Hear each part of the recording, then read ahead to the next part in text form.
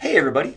So let's go back to the assessment page for this video because I want to scroll all the way to the bottom. Now that we've gone through all the assessments we'll be collecting, I want to make sure you know how to actually get them to me to be assessed. So this does not apply to the in-class quizzes. Those are going to be, until I come up with better technology, those are just going to be paper that we give to you guys, you work on, and then submit back to me, and then I'll grade them by hand and get them back to you. But because I assess so much, I've started using BlackBoard. Okay, and I've used BlackBoard only because you guys have it, not because I like it. As a matter of fact, I don't like BlackBoard very much, but because it's on the machines at school, it's the most easy thing for you guys to use. I experimented once with using an open source platform, which was actually better than BlackBoard, but it backfired in my face because students weren't used to it. And I don't have you guys long. I only have you for 10 weeks, 11 weeks maybe, to learn BlackBoard. So we're going to go ahead and stick with BlackBoard since you have it. Okay, so let's go through this bit by bit. I know I've been glossing over some of the text up here because I figured you'll read it if you need it, and I'm hitting the high points, but pretty much everything down here is important. So let's hit it all, okay? The first little paragraph here is about due dates. I've already mentioned this a number of times in the previous videos. I'll say it one more time. You have to turn assessments in before the start of class on the due dates. And the reason for this is I want to have BlackBoard set up to disappear for submission at that time. So if your class meets at 10:15 Monday and Wednesday, and you've got a quiz or a project or an exam due at 10:15 on, say, the fifth Wednesday of the term, at 10:15 that day, that link that you can click to submit will not be there anymore. Okay, it won't be there anymore. So you got to make sure you get it in. I give you plenty of time to work on these things. Quizzes are posted at least a week in advance. The projects, as you saw, are already posted for the entire term. The exams are going to be posted at least 3, if not more, weeks ahead of their due dates. Plenty of time. There's no reason to wait until 10:14 and 59 seconds to try to submit something. Okay? Now, I'm not a complete and total slave driver. I do have things called rainy day coupons, which I will talk about when they're appropriate. I don't think it makes sense to talk about those right now. I'll say this much about them. They're kind of a get out of jail free card, but we'll talk about them more. I'd rather not bank on those. I'd rather talk about what we have to talk about first. Okay, so that's the timing of submissions. Next paragraph. These are the only 2 types of files that you could submit and I can edit in BlackBoard. Okay? You can edit, you can submit a Microsoft Word document, and you can submit a document that is converted to PDF. Okay?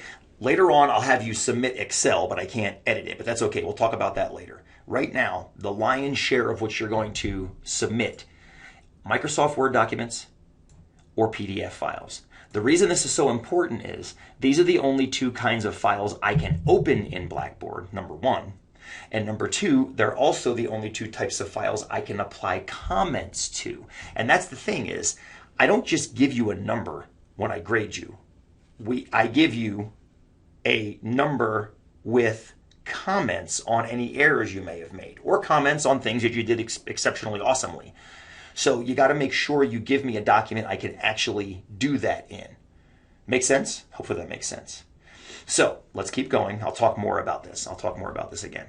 Okay? And I give you a bit about no other file types are acceptable. I mean, I get it. I totally get it. I do comment on that down here. Let's go to other BlackBoard notes. Some of you, and I think this is a phenomenal thing to do, you'll do your work on, say, a piece of paper, and then you'll take a picture of it, and you'll want to send that to me. And that is totally fine. You can totally do that. As a matter of fact, that's becoming more and more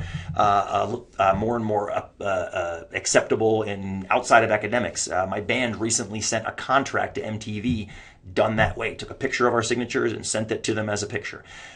The problem is MTV doesn't use BlackBoard. They can accept a picture from email. You guys have to convert your picture to a PDF. Now, one way to do it, I gave you a link to it right here, is a program called Qt PDF, and there probably are other ones that you can get for your phone. I've downloaded a few apps that are free that convert things to PDF. So you do have to convert. Your phone probably takes pictures in JPEG format, .jpg as the suffix. I can't open that in Blackboard. I won't grade it if it comes into there in Blackboard, okay? You have to convert it to a PDF file. If you ever have trouble doing this, you can come see me and I will help you learn how to convert to PDF. It's pretty fun, actually.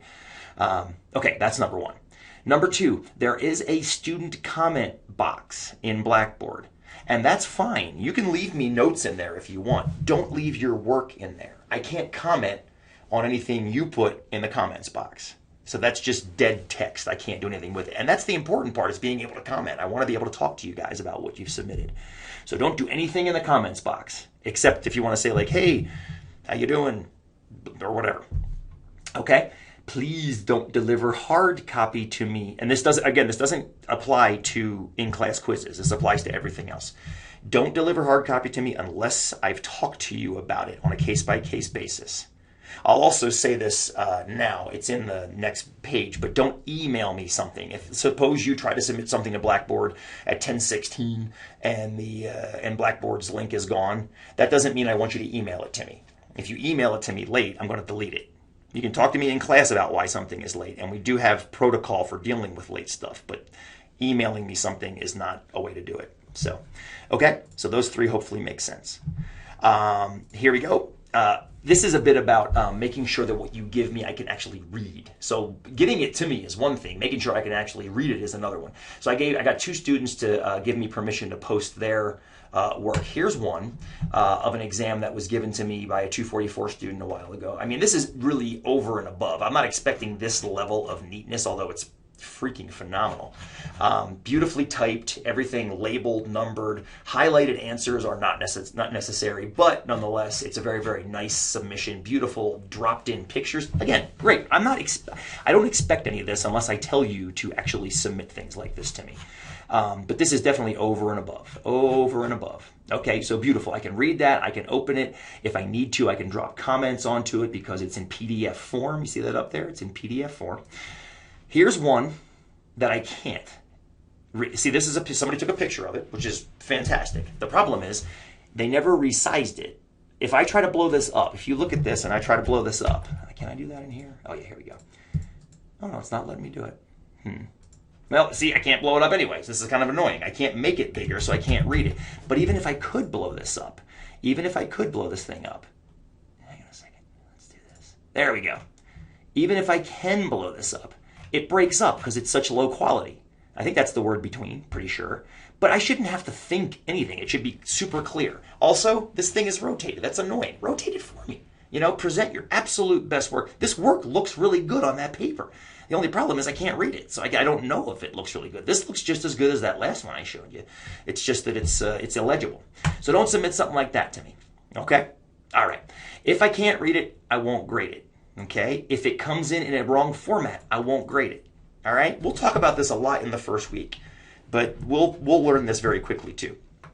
Okay, and again, I have one more note about submitting your own work down here. I'm not going to reread that to you because I read it to you in the last video, but make sure that you guys do understand the importance of submitting your own work. And there's a misspelling. Encourage, I'll have to spell that right.